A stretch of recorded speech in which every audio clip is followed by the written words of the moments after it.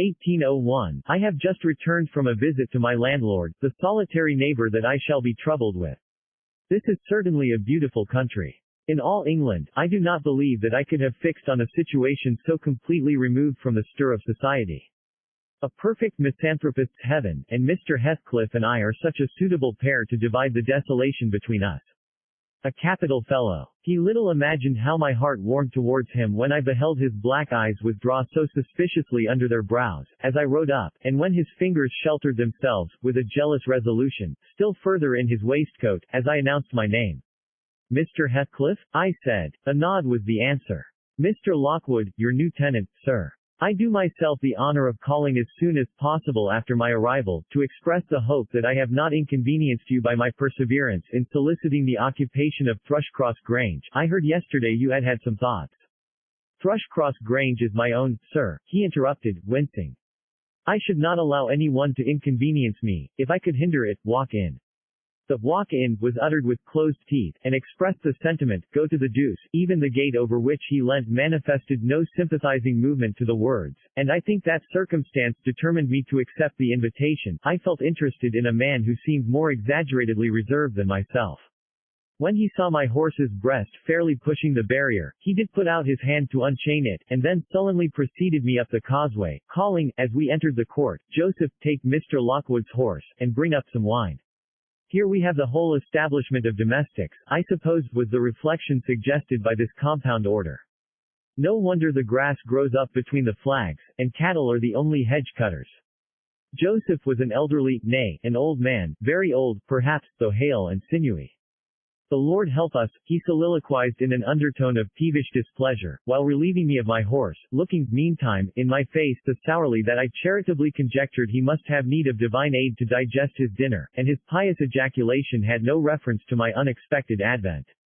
Wuthering Heights is the name of Mr. Heathcliff's dwelling. Wuthering being a significant provincial adjective, descriptive of the atmospheric tumult to which its station is exposed in stormy weather.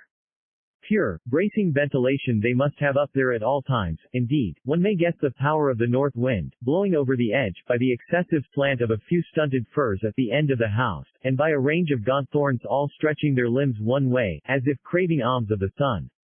Happily, the architect had foresight to build it strong. The narrow windows are deeply set in the wall, and the corners defended with large jutting stones.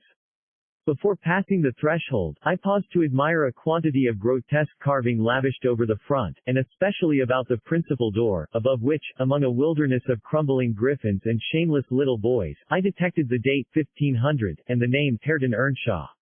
I would have made a few comments, and requested a short history of the place from the surly owner, but his attitude at the door appeared to demand my speedy entrance, or complete departure, and I had no desire to aggravate his impatience previous to inspecting the penetralium. One stop brought us into the family sitting room, without any introductory lobby or passage. They call it here, the house preeminently.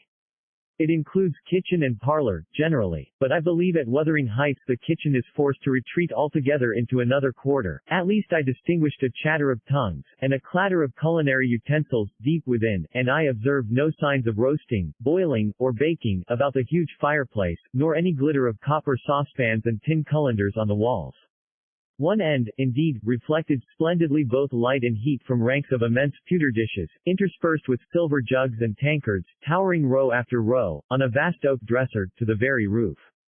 The latter had never been underdrawn, its entire anatomy lay bare to an inquiring eye, except where a frame of wood laden with oat cakes and clusters of legs of beef, mutton, and ham, concealed it.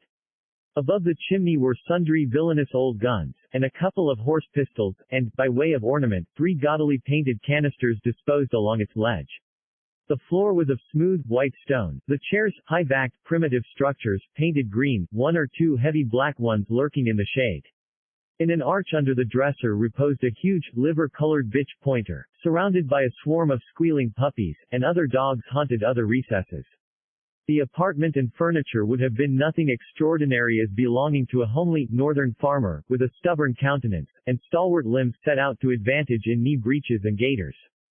Such an individual seated in his armchair, his mug of ale frothing on the round table before him, is to be seen in any circuit of 5 or 6 miles among these hills, if you go at the right time after dinner. But Mr. Heathcliff forms a singular contrast to his abode and style of living.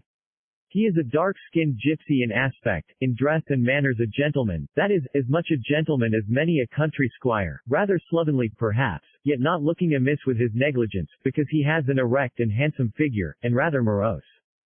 Possibly, some people might suspect him of a degree of underbred pride. I have a sympathetic chord within that tells me it is nothing of the sort. I know, by instinct, his reserve springs from an aversion to showy displays of feeling, to manifestations of mutual kindliness.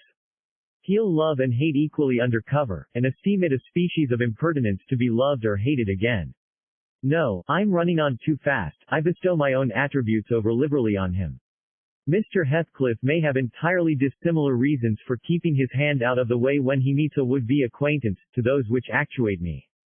Let me hope my constitution is almost peculiar. My dear mother used to say I should never have a comfortable home, and only last summer I proved myself perfectly unworthy of one. While enjoying a month of fine weather at the sea coast, I was thrown into the company of a most fascinating creature, a real goddess in my eyes, as long as she took no notice of me. I never told my love vocally, still, if looks have language, the merest idiot might have guessed I was over head and ears. She understood me at last, and looked a return, the sweetest of all imaginable looks. And what did I do? I confess it with shame, shrunk icily into myself, like a snail, at every glance retired colder and farther, till finally the poor innocent was led to doubt her own senses, and, overwhelmed with confusion at her supposed mistake, persuaded her mamma to decamp. By this curious turn of disposition I have gained the reputation of deliberate heartlessness, how undeserved, I alone can appreciate. I took a seat at the end of the hearthstone opposite that towards which my landlord advanced, and filled up an interval of silence by attempting to caress the canine mother, who had left her nursery, and was sneaking wolfishly to the back of my legs, her lip curled up, and her white teeth watering for a snatch. My caress provoked a long, guttural gnarl.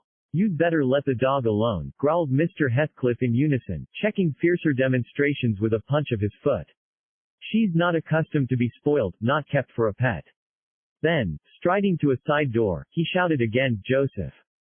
Joseph mumbled indistinctly in the depths of the cellar, but gave no intimation of ascending, so his master dived down to him, leaving me vis-a-vis the ruffianly bitch and a pair of grim shaggy sheep dogs, who shared with her a jealous guardianship over all my movements. Not anxious to come in contact with their fangs, I sat still, but, imagining they would scarcely understand tacit insults, I unfortunately indulged in winking and making faces at the trio, and some turn of my physiognomy so irritated madam, that she suddenly broke into a fury and leapt on my knees. I flung her back, and hastened to interpose the table between us. This proceeding aroused the whole hive. Half a dozen four-footed fiends, of various sizes and ages, issued from hidden dens to the common center. I felt my heels and coat laps peculiar subjects of assault, and parrying off the larger combatants as effectually as I could with the poker, I was constrained to demand, aloud, assistance from some of the household in re-establishing peace. Mr. Heathcliff and his man climbed the cellar steps with vexatious phlegm. I don't think they moved 1 second faster than usual, though the hearth was an absolute tempest of worrying and yelping. Happily, an inhabitant of the kitchen made more dispatch. A lusty dame, with tucked-up gown, bare arms, and fire-flushed cheeks, rushed into the midst of us flourishing a frying pan, and used that weapon, and her tongue, to such purpose, that the storm subsided magically, and she only remained, heaving like a sea after a high wind, when her master entered on the scene. "What the devil is the matter?" he asked, eyeing me in a manner that I could ill endure, after this inhospitable treatment. "What the devil, indeed?" I muttered. "The herd of possessed swine could have had no worse spirits in them than those animals of yours, sir. You might as well leave a stranger with a brood of tigers." "They won't meddle with persons who touch nothing," he remarked, putting the bottle before me, and restoring the displaced table. "The dogs do right to be vigilant. Take a glass of wine?" "No, thank you. Not bidden, or you. If I had been, I would have set my signet on the biter." Heathcliff's countenance relaxed into a grin. "Come, come," he said, "you are flurried, Mr. Lockwood. Here, take a little wine. Guests are so exceedingly rare in this house that I and my dogs, I am willing to own, hardly know how to receive them." "Your health, sir." I bowed and returned the pledge, beginning to perceive that it would be foolish to sit sulking for the misbehavior of a pack of curs. Besides, I felt loath to yield the fellow further amusement at my expense, since his humor took that turn. He, probably swayed by prudential consideration of the folly of offending a good tenant, relaxed a little in the laconic style of chipping off his pronouns and auxiliary verbs, and introduced what he supposed would be a subject of interest to me, a discourse on the advantages and disadvantages of my present place of retirement. I found him very intelligent on the topics we touched, and before I went home, I was encouraged so far as to volunteer another visit tomorrow.